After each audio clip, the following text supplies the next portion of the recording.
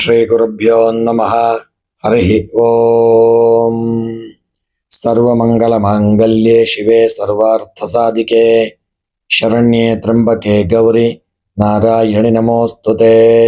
ಮಹಾಲಕ್ಷ್ಮೀ ಚ ವಿದ್ಮಹೇ ವಿಷ್ಣು ಪತ್ನಿ ಚ ಧೀಮಹಿ ತನ್ನೋ ಲಕ್ಷ್ಮೀ ಪ್ರಚೋದಯಾತ್. ಶ್ರೀ ಗುರುಭ್ಯೋ ನಮಃ. ಹರಿ ಓಂ. ಸ್ನೇಹಿತರೆ ನಮಸ್ಕಾರ.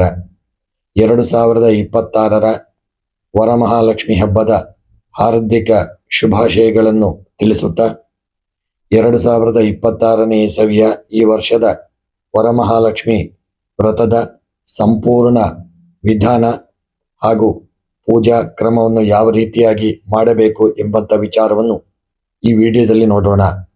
ಸ್ನೇಹಿತರೆ, ಭಗವಂತ ಎಲ್ಲರಿಗೂ ಆರೋಗ್ಯ, ಆಯುಷ್ಯ, ಸಕಲ ರೀತಿಯಾದಂತಹ ಸಂಪತ್ತನ್ನು ಮಹಾಲಕ್ಷ್ಮಿಯು ಅನುಗ್ರಹಿಸಲಿ. ನಿಮ್ಮ ಎಲ್ಲ ಇಷ್ಟಾರ್ಥಗಳು, ಕೋರಿಕೆಗಳು ಈ ವರ್ಷದಲ್ಲಿ ಈಡೇರಲಿ ಎಂದು ಆ ಮಹಾಲಕ್ಷ್ಮಿಯ ತಾಯಿಯ ಚರಣ ಕಮಲಗಳಲ್ಲಿ ಪ್ರಾರ್ಥಿಸುತ್ತಾ, ಸ್ನೇಹಿತರೆ, ವಿಶೇಷವಾಗಿ ಈ ಪೂಜೆಯನ್ನು ಯಾವ ರೀತಿಯ ಮಾಡಬೇಕು ಎಂಬಂಥ ವಿಚಾರವನ್ನು ಈ ವಿಡಿಯೋದಲ್ಲಿ ನೋಡೋಣ. ಸ್ನೇಹಿತರೆ, ವಿಶೇಷವಾಗಿ ಪ್ರಾರಂಭ ಮಾಡೋಣ.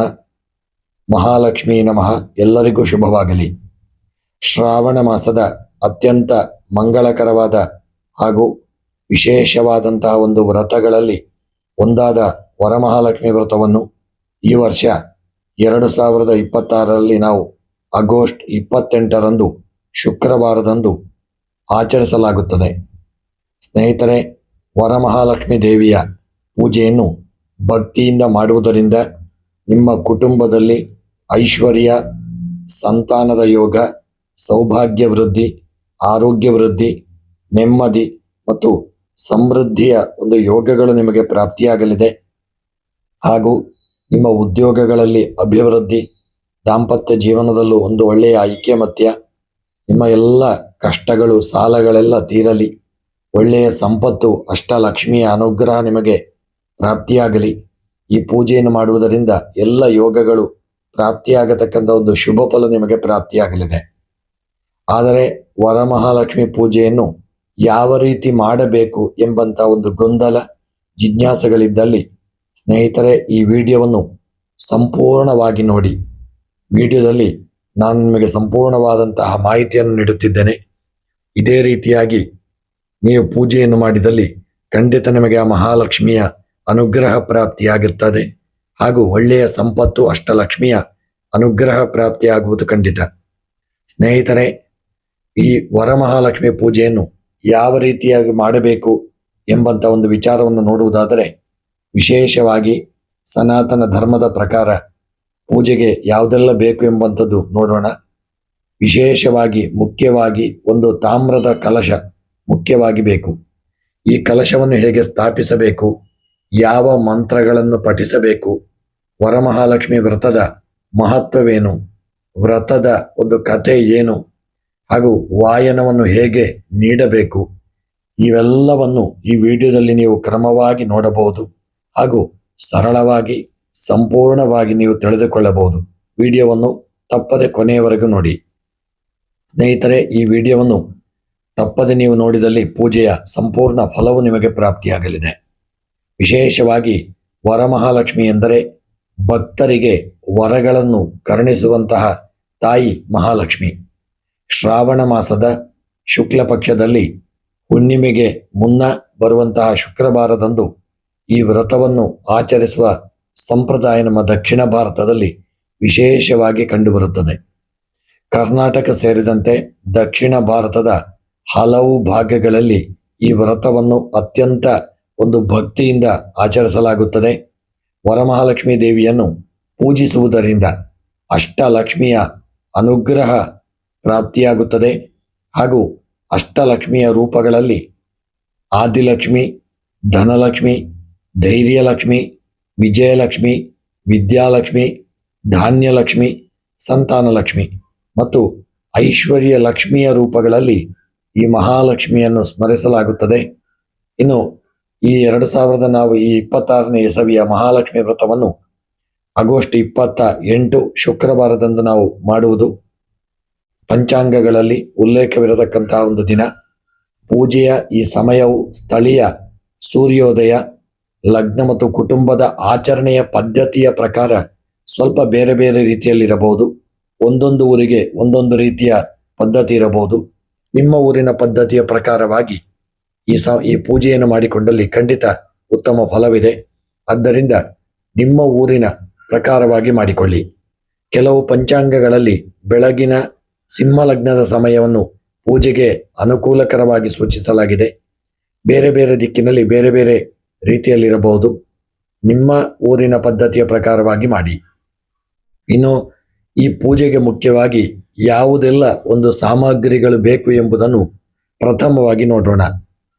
ಸ್ನೇಹಿತರೆ, ಈ ವರಮಹಾಲಕ್ಷ್ಮಿ ಪೂಜೆಗೆ ಮುಖ್ಯವಾಗಿ ವರಮಹಾಲಕ್ಷ್ಮಿ ದೇವಿಯ ವಿಗ್ರಹ ಅಥವಾ ಮುಖವಾಡ ಹಾಗೂ ಪೂಜೆಯ ಒಂದು ಪೀಠ ಮತ್ತು ಕಲಶ, ಶುದ್ಧವಾದಂತಹ ನೀರು ಹಾಗೂ ಬೆಳ್ತಿಗೆ ಅಕ್ಕಿ, ಒಂದು 3 ತೆಂಗಿನಕಾಯಿ ಹಾಗೂ ಮಾವಿನ ಎಲೆಗಳು, 2-3 ಮಾವಿನ ತುದಿಗಳು ಹಾಗೂ ಅರಸಿನ, ಕುಂಕುಮ, ಗಂಧ, ಅಕ್ಷತೆ, ಹೂವು, ಹೂವಿನ ಹಾರಗಳು, ವೀಳ್ಯದೆಲೆ, ಅಡಿಕೆ, ಹಣ್ಣುಗಳು, ಬಾಳೆಹಣ್ಣು ಹಾಗೂ ಪಂಚಾಮೃತಕ್ಕೆ ಬೇಕಾಗುವ ಹಾಲು, ಮೊಸರು, ತುಪ್ಪ, ಜೇನುತುಪ್ಪ ಮತ್ತು ಸಕ್ಕರೆ.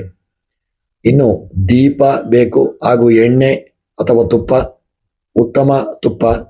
ಇನ್ನು ಬತ್ತಿ, ಧೂಪ, ಕರ್ಪೂರ, ನೈವೇದ್ಯಕ್ಕೆ ಬೇಕಾದಂತಹ ಎಲ್ಲ ವಸ್ತುಗಳು, ಸಿಹಿ ತಿನಿಸುಗಳು. ಇನ್ನು ಹೊಸ ಸೀರೆ, ರವಿಕೆ ಕಣ, ಆಭರಣಗಳು, ಬಳೆಗಳು, ಲಕ್ಷ್ಮೀದೇವಿಗೆ ಅಲಂಕಾರ ಮಾಡಲು ಬೇಕಾದಂತಹ ಒಳ್ಳೆಯ ವಸ್ತುಗಳು, ಅರಸಿನದ ಕೊಂಬು, ತೋರ, ದಾರ ಮತ್ತು ದಕ್ಷಿಣೆ, ತಾಂಬೂಲ ಹಾಗೂ ನಿಮಗೆ ಪೂಜೆ ಮಾಡಲು ಅನುಭವ ಇಲ್ಲದೇ ಇದ್ದಲ್ಲಿ ಪೂಜಾ ಪುಸ್ತಕ. ಈ ಎಲ್ಲ ವಸ್ತುಗಳನ್ನು ಮೊದಲಿನ ದಿನವೇ ಸಿದ್ಧತೆ ಮಾಡಿ ಇಟ್ಟುಕೊಳ್ಳಿ. ಮರುದಿನ ಬೆಳಗ್ಗೆ ಪೂಜೆಯನ್ನು ಪ್ರಾರಂಭ ಮಾಡಿ. ವಿಶೇಷವಾಗಿ ಇವುಗಳ ಜೊತೆಗೆ ಮುಖ್ಯವಾಗಿ ನಿಮ್ಮ ಕುಟುಂಬದ ಸಂಪ್ರದಾಯದಂತೆ ಬೇಕಾಗುವಂತಹ ವಿಶೇಷ ವಸ್ತುಗಳನ್ನು ಸಹಿತ ಸಿದ್ಧ ಮಾಡಿಕೊಳ್ಳತಕ್ಕಂಥದ್ದು ಉತ್ತಮ. ಇನ್ನು ಯಾವುದಾದ್ರೂ ಒಂದು ವಸ್ತು ಇಲ್ಲದಿದ್ದರೆ ಭಯಪಡುವಂತಹ ಅಗತ್ಯವಿಲ್ಲ. ಭಕ್ತಿಯಿಂದ ಮತ್ತು ಶ್ರದ್ಧೆಯಿಂದ ಸಾಧ್ಯವಾದಷ್ಟು ಸರಳವಾಗಿ ಪೂಜೆಯನ್ನು ಮಾಡಬಹುದು. ವಿಶೇಷವಾಗಿ ವರಮಹಾಲಕ್ಷ್ಮಿ ಪೂಜೆಯ ಹಿಂದಿನ ದಿನವೇ ಮನೆಯ ಎಲ್ಲ ಪೂಜಾ ಸ್ಥಳವನ್ನು ಸ್ವಚ್ಛಗೊಳಿಸತಕ್ಕಂಥದ್ದು ಹಾಗೂ ಪೂಜೆಗೆ ಬೇಕಾದಂಥ ಎಲ್ಲ ವಸ್ತುಗಳನ್ನು ಸಿದ್ಧತೆ ಮಾಡಿ ಇಟ್ಟುಕೊಳ್ಳುವಂಥದ್ದು ಮಾಡಿಕೊಳ್ಳಿ. ಹಾಗೂ ಪೂಜೆಯ ದಿನ ಬೆಳಗ್ಗೆ ಬೇಗ ಎದ್ದು ಸೂರ್ಯ ಉದಯದಲ್ಲಿ ಬ್ರಾಹ್ಮಿ ಮುಹೂರ್ತ, ಮುಖ್ಯವಾಗಿ ಎಲ್ಲ ಪೂಜೆಗಳಿಗೆ ಶುಭ ಸಮಯ ಅಂದರೆ ಬ್ರಾಹ್ಮಿ ಮುಹೂರ್ತ. ಈ ಬ್ರಾಹ್ಮಿ ಮುಹೂರ್ತದಲ್ಲಿ ಬೆಳಗ್ಗೆ ಬೇಗ ಎದ್ದು ಸ್ನಾನ ಮಾಡಿ ಶುಭ್ರವಾದ ಬಟ್ಟೆ ಧರಿಸಿ ಮನಸ್ಸನ್ನು ಶಾಂತವಾಗಿಟ್ಟುಕೊಂಡು ಪೂಜೆಗೆ ಸಿದ್ಧರಾಗಬೇಕು. ತದನಂತರ ವಿಶೇಷವಾಗಿ ಮೊದಲು ಪೀಠವನ್ನು ಸ್ವಚ್ಛಗೊಳಿಸಿ ಪೀಠದ ಮೇಲೆ ಚಂದ ಮಾಡಿ ನಿಮಗೆ ಗೊತ್ತಿದ್ದ ರೀತಿಯಲ್ಲಿ ರಂಗೋಲಿ ಅಥವಾ ಅಕ್ಕಿ ಹಿಟ್ಟಿನಿಂದ ಮಂಗಳಕರವಾದಂತಹ ಚಿಹ್ನೆಗಳನ್ನು ಬಿಡಿಸಿ ಆ ಪೀಠದ ಮೇಲೆ ಒಂದು ಹರಿವಾಣವನ್ನು ಇಟ್ಟು ಅದಕ್ಕೆ ಅಕ್ಕಿಯನ್ನು ಹರಡಿ ಅದರ ಮೇಲೆ ಕಲಶವನ್ನು ಇಡಬೇಕು. ಇನ್ನು ಕಲಶ ಸ್ಥಾಪನೆ ಯಾವ ರೀತಿ ಮಾಡಬೇಕು ಎಂಬುದನ್ನು ನೋಡೋಣ. ಈಗ ಈ ಕಲಶದಲ್ಲಿ ಶುದ್ಧವಾದ ನೀರನ್ನು ತುಂಬಿ ಅದರೊಳಗೆ ಅಕ್ಷತೆ, ಅರಸಿನ ಕುಂಕುಮ, ನಾಣ್ಯ ಅಥವಾ ನಿಮ್ಮ ಸಂಪ್ರದಾಯಕ್ಕೆ ಅನುಗುಣವಾದಂತಹ ಮಂಗಳ ದ್ರವ್ಯಗಳನ್ನು ಹಾಕಬಹುದು. ಕಲಶದ ಒಂದು ಬಾಯಿಗೆ ಅಥವಾ ಸಂಪ್ರದಾಯದಂತೆ ಮಾವಿನ ಎಲೆಗಳನ್ನು ಇಟ್ಟು ಅದರ ಮೇಲೆ ಅರಸಿನ ಕುಂಕುಮ ಹಚ್ಚಿದ ತೆಂಗಿನಕಾಯಿಯನ್ನು ಇಡುವಂಥದ್ದು. ಈ ಕಲಶವನ್ನು ಶ್ರೀ ಮಹಾಲಕ್ಷ್ಮಿಯ ಸಾನ್ನಿಧ್ಯದ ಪ್ರತೀಕವಾಗಿ ನಾವು ಭಾವಿಸುತ್ತೇವೆ. ಕಲಶಕ್ಕೆ ಹೊಸ ವಸ್ತ್ರವನ್ನು ಅಲಂಕರಿಸಿ ವರಮಹಾಲಕ್ಷ್ಮಿ ದೇವಿಯ ಮುಖವಾದ ಅಥವಾ ಪ್ರತಿಮೆಯನ್ನು ಸ್ಥಾಪಿಸಿ ಸೀರೆ ಅಥವಾ ಆಭರಣಗಳಿಂದ ಅಲಂಕರಿಸತಕ್ಕಂಥದ್ದು.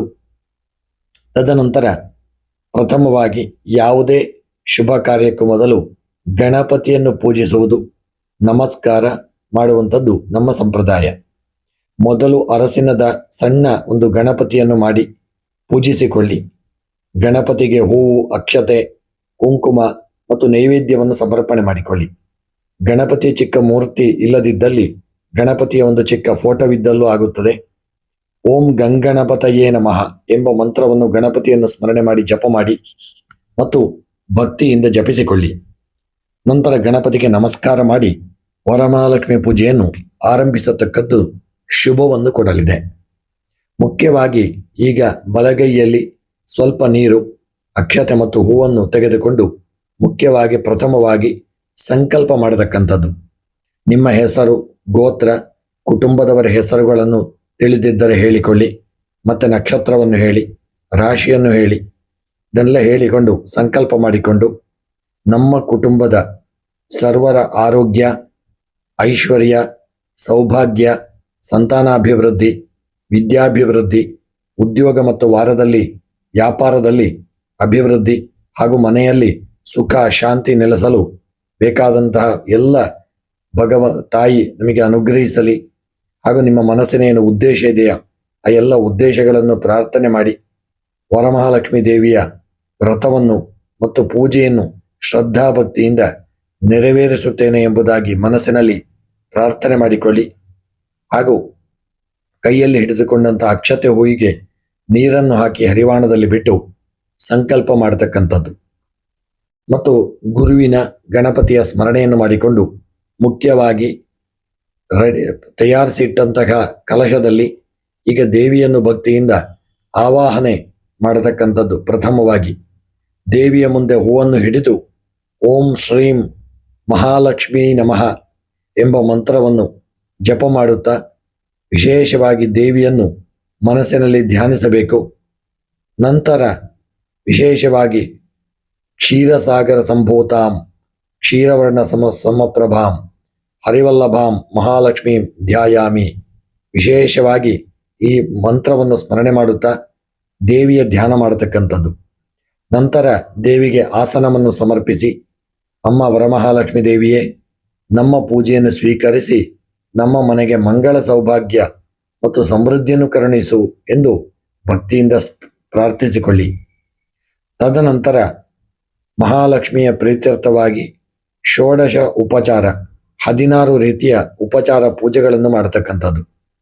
ವಿಶೇಷವಾಗಿ ಪ್ರಾರಂಭದಲ್ಲಿ ಆಸನ, ಪಾದ್ಯ, ಅರ್ಘ್ಯ, ಆಚಮನೀಯ, ಸ್ನಾನ, ವಸ್ತ್ರಾಭರಣ, ಗಂಧ, ಅಕ್ಷತೆ, ಪುಷ್ಪ, ಧೂಪ, ದೀಪ, ನೈವೇದ್ಯ, ತಾಂಬೂಲ, ನೀರಾಜನ, ಮಂತ್ರಪುಷ್ಪ ಇವುಗಳನ್ನು ಭಕ್ತಿಯಿಂದ ಸ್ಮರಣೆ ಮಾಡಿಕೊಂಡು ದೇವರಿಗೆ ಸಮರ್ಪಣೆ ಮಾಡತಕ್ಕಂಥದ್ದು. ತದನಂತರ ಮಹಾಲಕ್ಷ್ಮಿಯ ವಿಶೇಷವಾದಂಥ ಅಷ್ಟೋತ್ತರ ಮಂತ್ರವನ್ನು ಪಾರಾಯಣ ಮಾಡಿಕೊಳ್ಳಿ. ವಿಶೇಷವಾಗಿ ಮಹಾಲಕ್ಷ್ಮಿಯ ಅಷ್ಟೋತ್ತರವನ್ನು ಪಾರಾಯಣ ಮಾಡಿಕೊಂಡು ಪ್ರತಿಯೊಂದು ನಾಮಕ್ಕೂ ಅಕ್ಷತೆ ಅಥವಾ ಹೂವನ್ನು ದೇವಿಗೆ ಸಮರ್ಪಿಸತಕ್ಕಂಥದ್ದು. ಸರಳವಾಗಿ ಮಾಡಲು ಸಾಧ್ಯವಾಗದವರು ಓಂ ಶ್ರೀ ಮಹಾಲಕ್ಷ್ಮೀ ನಮಃ ಎಂಬ ಮಂತ್ರವನ್ನು ವಿಶೇಷವಾಗಿ ಜಪ ಮಾಡುತ್ತಾ ದೇವರನ್ನು ಸ್ಮರಣೆ ಮಾಡುತ್ತಾ ಬಂದಲ್ಲಿ ವಿಶೇಷವಾಗಿ ಶುಭ ಫಲಗಳಿದೆ. ಹಾಗೆ ಸರಳ ಮತ್ತು ಭಕ್ತಿಯಿಂದ ಮಾಡುವ ಅತ್ಯಂತ ಉತ್ತಮ ಉಪಾಸನೆಯಾಗಿದೆ. ಮುಖ್ಯವಾಗಿ ವರಮಹಾಲಕ್ಷ್ಮಿ ಪೂಜೆಯಲ್ಲಿ ಈ ಮಂತ್ರವನ್ನು ಭಕ್ತಿಯಿಂದ ಜಪಿಸತಕ್ಕಂಥದ್ದು ಮಾಡಿಕೊಳ್ಳಿ. ಓಂ ಶ್ರೀಂ ಮಹಾಲಕ್ಷ್ಮೀ ನಮಃ. ತಪ್ಪದೇ ಈ ಮಂತ್ರವನ್ನು ಜಪ ಮಾಡಿ. ಈ ಮಂತ್ರವನ್ನು 108 ಬಾರಿ ಜಪಿಸುವುದು ಹಾಗೂ ಮಹಾಲಕ್ಷ್ಮೀ ಚ ವಿದ್ಮಹೇ ವಿಷ್ಣು ಪತ್ನಿ ಚ ಧೀಮಹಿ ತನ್ನೋ ಲಕ್ಷ್ಮೀ ಪ್ರಚೋದಯಾತ್ ಈ ಮಂತ್ರವನ್ನು ಭಕ್ತಿಯಿಂದ ಶ್ರದ್ಧೆಯಿಂದ ಜಪ ಮಾಡಿಕೊಳ್ಳಿ ಎಂದು ಮಹಾಲಕ್ಷ್ಮಿ ಗಾಯತ್ರಿ ಮಂತ್ರವನ್ನು ಕೂಡ ಪಠಿಸಿಕೊಳ್ಳತಕ್ಕಂಥದ್ದು ಶುಭವನ್ನು ಕೊಡಲಿದೆ. ವಿಶೇಷವಾಗಿ ಮಂತ್ರವನ್ನು ಸಾಧ್ಯವಾದಷ್ಟು ಶುದ್ಧ ಉಚ್ಚಾರಣೆಯೊಂದಿಗೆ ಶಾಂತ ಮನಸ್ಸಿನಿಂದ ಪಠಿಸಿಕೊಳ್ಳುವುದು ಉತ್ತಮ. ವಿಶೇಷವಾಗಿ ಈ ದಿನ ದೇವಿಗೆ ನೈವೇದ್ಯ ಸಮರ್ಪಿಸತಕ್ಕಂಥದ್ದು ಅತಿ ಮುಖ್ಯ. ಹಾಗಾಗಿ ನಿಮ್ಮ ಕುಟುಂಬದ ಸಂಪ್ರದಾಯದಂತೆ ಪಾಯಸ, ಸಿಹಿ ತಿಂಡಿ, ಹಣ್ಣು, ಕೊಬ್ಬರಿ, ಬೆಲ್ಲ ಅಥವಾ ವಿಶೇಷವಾಗಿ ಇತರ ಸಾತ್ವಿಕ ನೈವೇದ್ಯಗಳನ್ನು ಸಮರ್ಪಿಸುವುದು. ನೈವೇದ್ಯವನ್ನು ದೇವಿಯ ಮುಂದೆ ಇಟ್ಟು ಓಂ ಶ್ರೀಂ ಮಹಾಲಕ್ಷ್ಮೀ ನಮಃ ನೈವೇದ್ಯಂ ಸಮರ್ಪಯಾಮಿ ಅಂತ ಹೇಳುತ್ತಾ ವಿಶೇಷವಾಗಿ ನೈವೇದ್ಯವನ್ನು ಸಮರ್ಪಿಸಿಕೊಳ್ಳುವಂಥದ್ದು. ಹಾಗೂ ವಿಶೇಷವಾಗಿ ನೈವೇದ್ಯಗಳನ್ನು ಸಮರ್ಪಿಸಿ ಮಹಾಲಕ್ಷ್ಮೀ ಚ ವಿದ್ಮಹೇ ವಿಷ್ಣು ಪತ್ನಿ ಚ ಧೀಮಹಿ ತನ್ನೋ ಲಕ್ಷ್ಮೀ ಪ್ರಚೋದಯಾತ್ ವಿಶೇಷವಾಗಿ ದೇವಿಯನ್ನು ಸ್ಮರಣೆ ಮಾಡುತ್ತಾ ತದನಂತರ ದೇವಿಗೆ ಧೂಪ ದೀಪ ನೈವೇದ್ಯ ಇವುಗಳನ್ನೆಲ್ಲ ತೋರಿಸಿಕೊಂಡು ತದನಂತರ ಕರ್ಪೂರದ ಆರತಿಯನ್ನು ಮಾಡಿಕೊಳ್ಳತಕ್ಕಂಥದ್ದು. ಅಮ್ಮ ತಾಯಿ ಮಹಾಲಕ್ಷ್ಮಿ ನಮ್ಮ ಕುಟುಂಬವನ್ನು ಸದಾಕಾಲ ಕಾಪಾಡು, ನಮ್ಮ ಮನಸ್ಸಿನಲ್ಲಿ ಶಾಂತಿ ನೆಲೆಸಿ ವಿಶೇಷವಾಗಿ ಸಂತೋಷ ಮತ್ತು ಜೀವನದಲ್ಲಿ ಧರ್ಮ ಪಾಲನೆ ಅತ್ಯಗತ್ಯ ಎಂಬಂಥ ವಿಚಾರವನ್ನು ತಿಳಿದು ವಿಶೇಷವಾಗಿ ದೇವಿಯನ್ನು ಸ್ಮರಣೆ ಮಾಡಿಕೊಳ್ಳಿ. ಸಮೃದ್ಧಿಯ ಸೌಭಾಗ್ಯವನ್ನು ಕರುಣಿಸು ತಾಯಿ ಎಂದು ಸ್ಮರಣೆ ಮಾಡುತ್ತಾ, ಮಹಾಲಕ್ಷ್ಮಿ ವ್ರತದಲ್ಲಿ ತೋರಕ್ಕೂ ವಿಶೇಷ ಮಹತ್ವವಿದೆ. ನಿಮ್ಮ ಕುಟುಂಬದ ಸಂಪ್ರದಾಯದಂತೆ ಅರಸಿನ ಹಚ್ಚಿದ ದಾರ ಅಥವಾ 9 ಗಂಟುಗಳ ತೋರವನ್ನು ಸಿದ್ಧಪಡಿಸಬಹುದು. ತೋರವನ್ನು ದೇವಿಯ ಮುಂದೆ ಇಟ್ಟು ಪೂಜಿಸಿ ನಂತರ ಸಂಪ್ರದಾಯದಂತೆ ಧರಿಸಬಹುದು. ಇದು ರಕ್ಷಣೆ, ಮಂಗಳ ಮತ್ತು ದೇವಿಯ ಅನುಗ್ರಹದ ಸಂಕೇತವೆಂದು ಭಕ್ತಿಯಿಂದ ಆಚರಿಸಲಾಗುತ್ತದೆ. ಹಾಗಾಗಿ ಇದನ್ನು ಭಕ್ತಿಯಿಂದ ಮಾಡಿಕೊಳ್ಳಿ. ವಿಶೇಷವಾಗಿ ತೋರ ಕಟ್ಟುವ ವಿಧಾನವನ್ನು ನೋಡುವುದಾದರೆ ಮಂತ್ರವು ಕುಟುಂಬ ಅಥವಾ ಪ್ರದೇಶದಿಂದ ಪ್ರದೇಶಕ್ಕೆ ಸ್ವಲ್ಪ ವ್ಯತ್ಯಾಸ ಇರಬಹುದು. ಆದ್ದರಿಂದ ನಿಮ್ಮ ಮನೆಯ ಪಾರಂಪರಿಕ ಕ್ರಮವಿದ್ದರೆ ಅದನ್ನೇ ಅನುಸರಿಸುವುದು ಉತ್ತಮ. ವಿಶೇಷವಾಗಿ ಈ ವ್ರತಕ್ಕೆ ಸಂಬಂಧಿಸಿದ ಪ್ರಸಿದ್ಧ ಕಥೆಯೊಂದನ್ನು ನೋಡೋಣ. ಪುರಾಣ ಪರಂಪರೆಯಲ್ಲಿ ಚಾರುಮತಿ ಎಂಬ ಸ್ತ್ರೀಯ ಕಥೆ ಪ್ರಸಿದ್ಧವಾಗಿರತಕ್ಕಂಥದ್ದು. ಚಾರುಮತಿ ತನ್ನ ಪತಿ ಮತ್ತು ಕುಟುಂಬದವರೊಂದಿಗೆ ಧರ್ಮನಿಷ್ಠೆಯಿಂದ ಭಕ್ತಿಯಿಂದ ಜೀವನ ನಡೆಸುತ್ತಿದ್ದಳು. ಅವಳ ಭಕ್ತಿ ಮತ್ತು ಸತ್ಕಾರ್ಯಗಳಿಂದ ಸಂತುಷ್ಟಳಾದ ಮಹಾಲಕ್ಷ್ಮೀ ದೇವಿಯು ಅವಳ ಕನಸಿನಲ್ಲಿ ಕಾಣಿಸಿಕೊಂಡು ವರಮಹಾಲಕ್ಷ್ಮಿ ವ್ರತವನ್ನು ಆಚರಿಸುವಂತೆ ಸೂಚಿಸಿದಳು ಎಂಬುದು ಕಥಾ ಪರಂಪರೆಯಲ್ಲಿ ಹೇಳಲಾಗುತ್ತದೆ.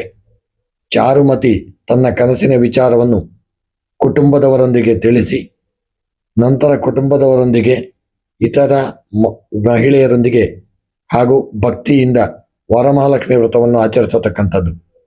ಅಮ್ಮನ ಅನುಗ್ರಹದಿಂದ ಅವರಿಗೆ ಸಕಲ ಮಂಗಳ ಸಮೃದ್ಧಿ ಮತ್ತು ಸಂತೋಷ ದೊರೆಯಿತು ಎಂಬುದು ಈ ಒಂದು ವ್ರತಕಥೆಯ ಸಾರವಾಗಿರಲಿದೆ. ಈ ಕಥೆಯ ಮೂಲ ಭಕ್ತಿ, ಧರ್ಮ, ಕುಟುಂಬದ ಮೇಲಿನ ಪ್ರೀತಿ ಮತ್ತು ದೇವಿಯ ಮೇಲಿನ ಶ್ರದ್ಧೆಯ ಮಹತ್ವವನ್ನು ವಿಶೇಷವಾಗಿ ಈ ವಿಡಿಯೋದಲ್ಲಿ ತಿಳಿಸಲಾಗಿದೆ. ಸ್ನೇಹಿತರೆ, ವಾಯನ ದಾನ ಮಾಡತಕ್ಕಂಥದ್ದು ಸಹಿತ ಮುಖ್ಯ. ವರಮಹಾಲಕ್ಷ್ಮಿ ಪೂಜೆಯ ನಂತರ ಮುತ್ತೈದೆಯರಿಗೆ ತಾಂಬೂಲ ಮತ್ತು ವಾಯನ ನೀಡುವ ಸಂಪ್ರದಾಯ ಹಲವೆಡೆ ಇರತಕ್ಕಂಥದ್ದು. ಅರಸಿನ ಕುಂಕುಮ, ವೀಳ್ಯದೆಲೆ, ಅಡಿಕೆ, ಹಣ್ಣು, ದಕ್ಷಿಣೆ ಹಾಗೂ ನಿಮ್ಮ ಕುಟುಂಬದ ಸಂಪ್ರದಾಯದಂತೆ ಸೀರೆ ಅಥವಾ ರವಿಕೆ ಕಣಬಟ್ಟೆಯನ್ನು ವಾಯನವಾಗಿ ನೀಡಬಹುದು. ಮುತ್ತೈದೆಯರನ್ನು ಮಹಾಲಕ್ಷ್ಮಿಯ ಸ್ವರೂಪವೆಂದು ಗೌರವಿಸಿ ಸಂತೋಷದಿಂದ ತಾಂಬೂಲ ನೀಡುವುದು ಈ ಆಚರಣೆಯ ಪ್ರಮುಖ ಒಂದು ಭಾಗವಾಗಿದೆ. ಮುಖ್ಯವಾಗಿ ಮುತ್ತೈದೆಯ ಆಶೀರ್ವಾದ ತುಂಬ ಮುಖ್ಯ. ಹಾಗೆ ಪೂಜೆಯ ಮಹತ್ವವನ್ನು ನೋಡುವುದಾದರೆ ಮಹಾಲಕ್ಷ್ಮಿ ವ್ರತವು ಕೇವಲ ಹಣ ಮತ್ತು ವಿಶೇಷವಾಗಿ ಐಶ್ವರ್ಯಕ್ಕಾಗಿ ಮಾಡುವ ಪೂಜೆಯಲ್ಲ. ಇದರ ಹಿಂದೆ ಕುಟುಂಬದ ಸುಖ, ಶಾಂತಿ, ಆರೋಗ್ಯ, ಸೌಭಾಗ್ಯ, ಸಂತಾನ, ಧೈರ್ಯ, ಜ್ಞಾನ, ವಿಜಯ ಹಾಗೂ ಸಮೃದ್ಧಿಗಾಗಿ ದೇವಿಯನ್ನು ಪ್ರಾರ್ಥಿಸುವ ಭಾವನೆ ಇರತಕ್ಕಂಥದ್ದು.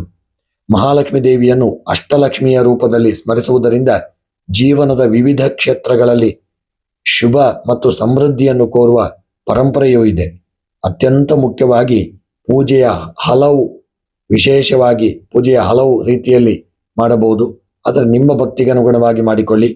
ವಿಶೇಷವಾಗಿ ಮಾಡಿಕೊಳ್ಳತಕ್ಕಂಥದ್ರಿಂದ ಶುಭ ಫಲಗಳಿದೆ. ಅತ್ಯಂತ ಮುಖ್ಯವಾಗಿ ಭಕ್ತಿ ಮುಖ್ಯ.